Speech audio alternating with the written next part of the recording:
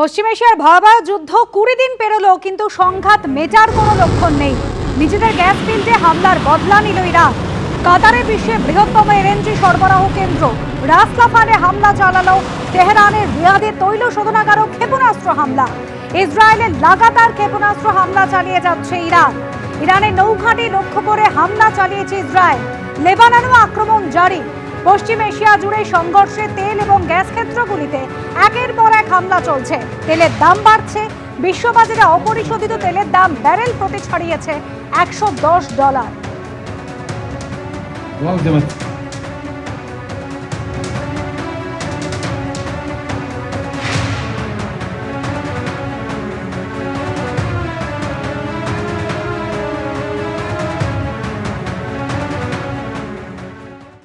সরাসরি শোনাবো ভবানীপুরে প্রচারে এসে বিরোধী দলনেতা কি বলছেন।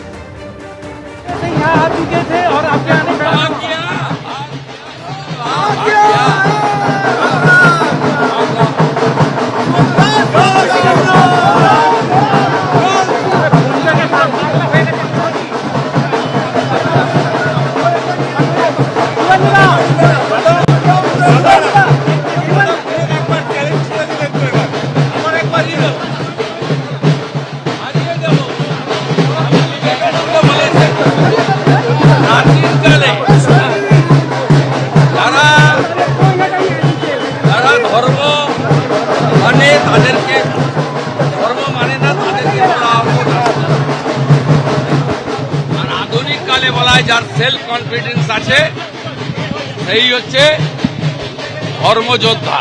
আমার সেলফ কনফিডেন্স আছে, আমি স্বামীজির মন্ত্র নিয়ে চরৈবতী চরৈবতী বলে মমতা ব্যানার্জিকে এখানে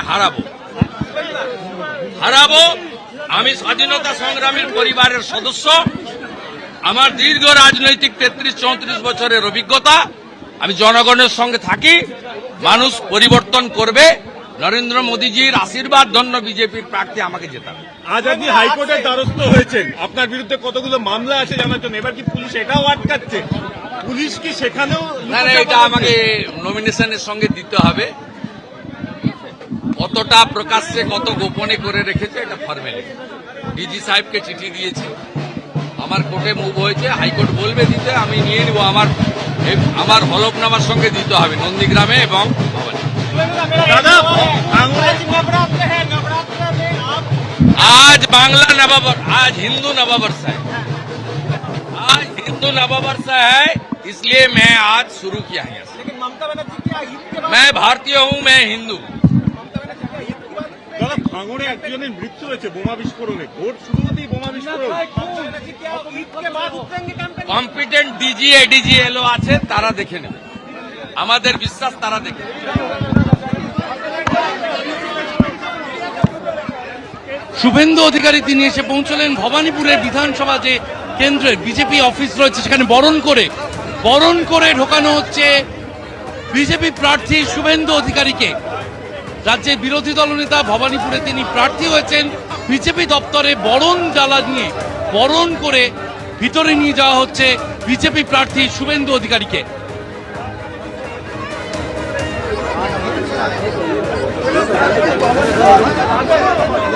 একদিকে আপনারা দেখছেন যে ভবানীপুরে শুভেন্দু অধিকারী তিনি বিজেপির অফিসে এসে পৌঁছলেন, তাকে একেবারে বরণ করে অফিসে নিয়ে যাওয়া হচ্ছে। আর অন্যদিকে এই বিজেপি অফিসেরই উল্টো দিকে যেখানে তৃণমূল কংগ্রেসের দেওয়াল লিখনের কাজ ইতিমধ্যেই শুরু হয়ে গিয়েছে।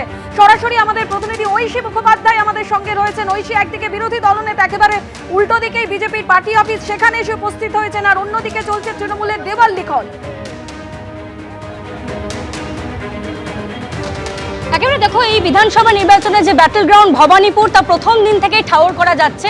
আমি তোমায় দেখাতে বলবো ছবিটা সন্দীপকে, যেখানে তৃণমূল যে সমর্থকরা রয়েছেন, কর্মীরা রয়েছেন, তারা রীতিমতো এসে উপস্থিত দেওয়াল লিখনের কাজ তারা সম্পন্ন করছেন। অন্যদিকে বিরোধী দলনেতা শুভেন্দু অধিকারী তিনি এই ভবানীপুর কেন্দ্রে প্রার্থী হয়েছেন, তিনিও কিন্তু প্রচারে এসেছেন। আমি দেখাতে বলবো সম্পূর্ণ এলাকাটা দেখতে পাচ্ছ যে এই মুহূর্তে বিজেপি তৃণমূল উভয় দলেরই রাজনৈতিক যে পতাকা, সেই পতাকায় ছেয়ে গিয়েছে। এবং তারই সঙ্গে খুবই গুরুত্বপূর্ণ তাৎপর্যপূর্ণ যে বিষয়টা, তা হচ্ছে পুলিশি প্রহরায় চলছে প্রচার।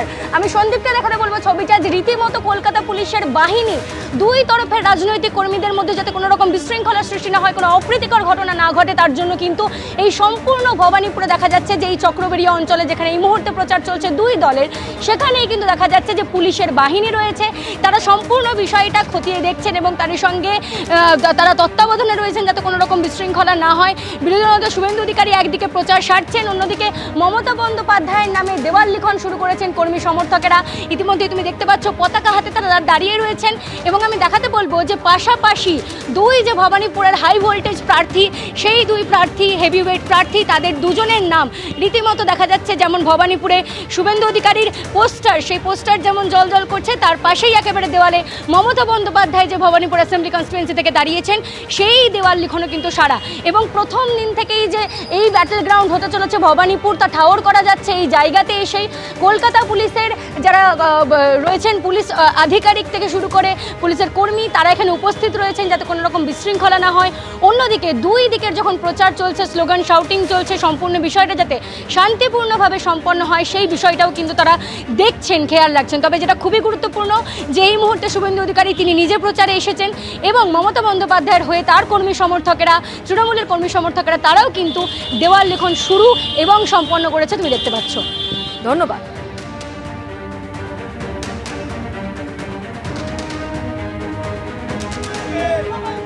লোকভবনে নতুন মুখ্য সচিব, স্বরাষ্ট্র সচিব, কলকাতার নতুন সিপি ডিজিপি সিদ্ধিনাথ গুপ্তা। কমিশনের রদবদলের পরেই প্রথম লোকভবনে পুলিশ প্রশাসনের শীর্ষ কর্তারা। লোকভবনে মুখ্য সচিব দুষ্মন্ত নারীওয়ালা, স্বরাষ্ট্র সচিব সংঘমিত্রা ঘোষ, রাজ্য পুলিশের নতুন ডিজি সিদ্ধিনাথ গুপ্তাও গেলেন লোকভবনে। সরাসরি আমাদের প্রতিনিধি পার্থ প্রতিম ঘোষ আমাদের সঙ্গে রয়েছেন। পার্থ, আমরা একেবারে নির্বাচনের দিন ঘোষণার সঙ্গে সঙ্গে একদিকে প্রশাসন, অন্যদিকে রাজ্য পুলিশের শীর্ষ স্তরে যে বেনজির পরিবর্তন দেখেছিলাম, একে একে যাদেরকে সরিয়ে যারা এসেছেন এই মুহূর্তে তারা লোকভবনে পৌঁছে গিয়েছে। কিছুক্ষণ আগেই তারা লোকভবনে পৌঁছে গিয়েছেন এবং তোমাকে বলে রাখি যে 12টা থেকে আজকে রাজ্যপালের সঙ্গে তাদের একটা আলোচনা বা বৈঠক হবে।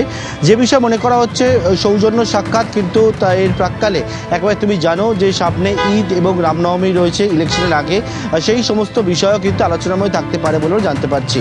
আজকে 12:15 থেকে এক এক করে তারা আসতে শুরু করেন। একেবারে আমরা দেখলাম chief secretary, home secretary Dushyant Nariwal, অন্যদিকে হোম সেক্রেটারি সংঘমিত্রা ঘোষ, তার পরবর্তীকালে কলকাতার পুলিশ কমিশনার অজয় নান তিনি এসে পৌঁছান। এর পরবর্তীকালে কিন্তু রাজ্য পুলিশের ডিজিপি সিদ্ধিনাথ গুপ্তা, এছাড়া হচ্ছে ADG law and order Ajay Mukund, তারা কিন্তু অজয় নান্ডে তিনি কিন্তু এসে পৌঁছান এবং লোকভবনে এখন প্রত্যেকেই রয়েছে। দুপুর 12টা থেকে এডিজি ল অ্যান্ড অর্ডার, রাজ্য পুলিশের ডিজিপি, কলকাতার পুলিশ কমিশনার, এছাড়া চিফ সেক্রেটারি এবং হোম সেক্রেটারির সঙ্গে রাজ্যপাল RN রবি তিনি কিন্তু একটা বৈঠক করছেন এবং সেক্ষেত্রে যেটা মনে করা হচ্ছে এরা প্রত্যেকেই যেহেতু নতুন দায়িত্ব নিয়েছে, দায়িত্ব নেওয়ার পর রাজভবনে এসে রাজ্যপালের সঙ্গে এটা সাক্ষাৎ করছেন, সৌজন্য সাক্ষাৎ বলেই জানা যাচ্ছে সূত্র মারফত। অন্যদিকে কিন্তু একেবারেই সামনে ঈদ রয়েছে এবং রামনবমী রয়েছে এবং ইলেকশন রয়েছে, সেই সমস্ত বিষয়ও কিন্তু একেবারে আইন শৃঙ্খলা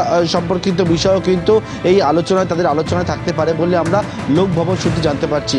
দুপুর 12টা থেকে রাজ্যপালের সঙ্গে কিন্তু প্রত্যেকেরই একটা দেখা করে এবং যে আলোচনা বইটা সেটা শুরু হয়েছে। ধন্যবাদ পার্থ। এবিপি আনন্দ, এগিয়ে থাকে, এগিয়ে রাখে।